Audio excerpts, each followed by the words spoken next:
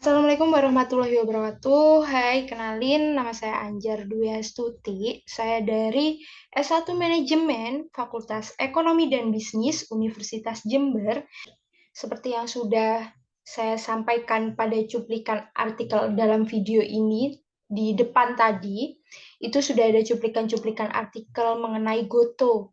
Kenapa sih namanya bisa jadi Goto? Karena perusahaan itu melakukan merger. Apa sih merger itu? Bakalan saya bahas lebih lanjut. Oke, baik. Untuk itu sebelumnya saya akan melakukan share screen terlebih dahulu. Nah, di sini sudah ada nih pembahasan yang bakal kita bahas pada video ini, di mana kita akan membahas lebih dalam apa sih merger itu, apa sih pentingnya merger itu, kenapa sih ada merger, apa sih untungnya gitu bagi perusahaan, terus gimana sih nanti keuangan perusahaan ini ke depannya setelah melakukan merger. Karena perusahaan ini yang semulanya satu-satu berubah jadi dua. Itu gimana sih ke depannya? Ini bakalan saya bahas lebih lanjut, di mana kita akan membahas yang pertama itu ada merger. What do you think about merger? Apa sih merger itu? Tujuannya apa sih adanya merger? Oke, jadi merger itu merupakan sebuah penggabungan dua atau lebih perusahaan menjadi satu, di mana perusahaan yang memerger mengambil alih semua aset dan juga kewajiban perusahaan yang dimerger, di mana perusahaan yang memerger itu mengambil semuanya, termasuk aset, kemudian mengelolanya ke depannya, uh, terhadap perusahaan yang di-merger.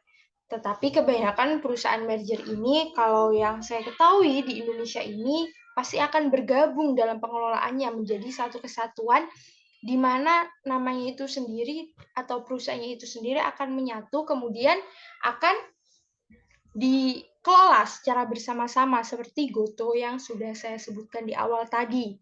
Terus kemudian baik dari dua perusahaan ini sama atau baik dari dua perusahaan ini memiliki kesamaan atau juga ada yang merger perusahaan di mana bidangnya berbeda seperti Goto ini sendiri kan sama-sama startup, tapi di mana bergerak pada bidang yang berbeda, di mana satunya fokus terhadap penjualan, kemudian yang satunya fokus terhadap adanya ojek online. Sehingga Gojek dan juga Tokopedia ini merger meskipun mereka memiliki bidang yang berbeda. Jadi tidak harus satu bidang saja. Bagaimana mereka akan menciptakan tujuan ke depannya, visi misi yang sama, itu yang akan dibentuk dalam merger ini sendiri. Nah, kemudian tujuan dari merger ini untuk apa sih gitu? Kenapa sih ada merger gitu? Kenapa gitu kan? Nah, merger ini sendiri bertujuan untuk mengembangkan bisnis yang sudah ada atau menciptakan bisnis yang baru. Jadi yang sudah ada akan dikembangkan atau melakukan inovasi terlebih atau juga menciptakan hal-hal yang baru lagi, di mana setelah merger kemudian menemukan sesuatu yang belum pernah ditemukan sebelumnya. Itu bisa saja terjadi di merger ini. Untuk pembahasan lebih lanjutnya, karena kita hari ini ngebahas tentang mata kuliah keuangan, jadinya kita ngebahas merger ini dari sisi keuangannya nih. Gimana sih nanti kalau setelah perusahaan ini merger, keuangan perusahaannya ini gimana sih? Hambatan apa sih yang bakalan terjadi ke depannya terhadap perusahaan yang melakukan merger ini sendiri? Karena dua kepala gitu ya, dua pengetahuan dari dua perusahaan yang berbeda akan menciptakan suatu hal yang tidak akan selaras ke depannya.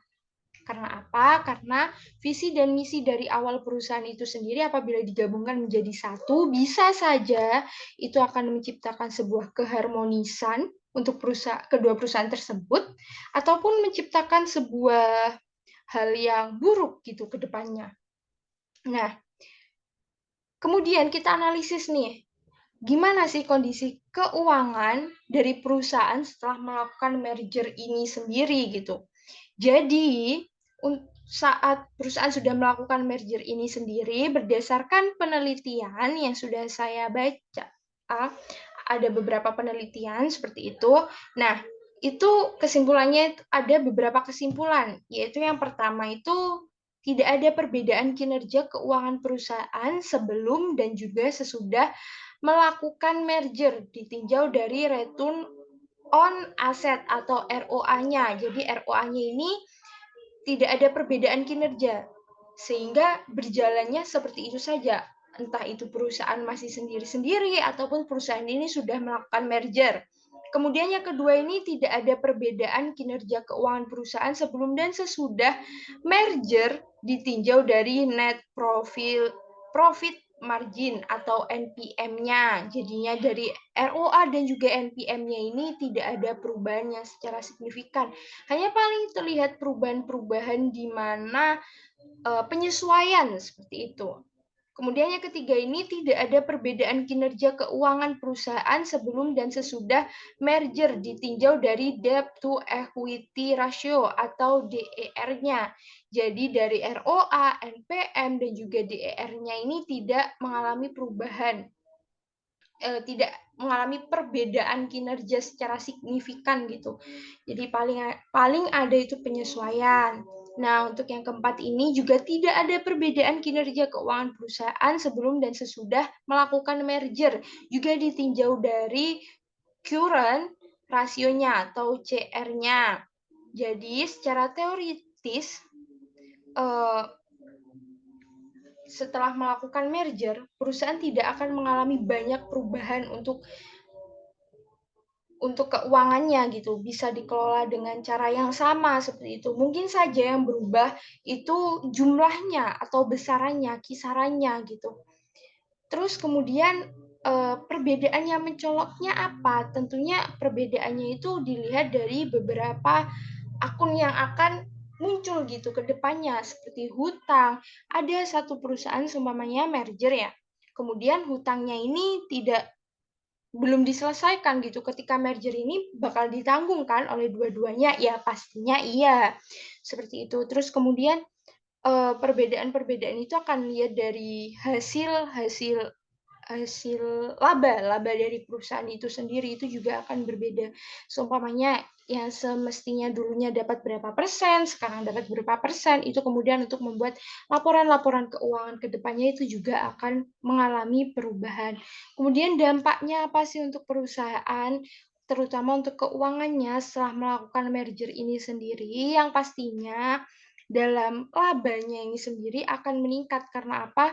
Kebanyakan itu perusahaan-perusahaan yang melakukan merger itu saling menguntungkan gitu kan, tujuannya untuk saling menguntungkan, otomatis akan mendapatkan laba yang sesuai dengan ekspektasinya. Wah, kalaupun akan menurun, dilihat tinjauannya akan menurun ke depannya, untuk apa melakukan merger? Kenapa tidak berjalan sendiri-sendiri? Seperti itu untuk terkait labanya. Untuk pengelolaan keuangannya, arus masuk, arus keluarnya gimana? Pastinya kedua perusahaan tersebut akan memiliki tim tersendiri dalam menjalankan perusahaannya setelah merger ini sendiri. Karena apa? Setelah merger ini sendiri, perusahaan itu tidak lagi berjalan satu persatu. Meskipun visi misinya satu perusahaan ini tetap berjalan, tapi keduanya ini seperti Goto ini sendiri. Ini sudah ada pengelolaannya sendiri untuk Goto ini sendiri. Jadinya tidak berjalan nanti Gojek sendiri, Tokopedia sendiri apabila sudah menjadi Goto ini, seperti IPO saja.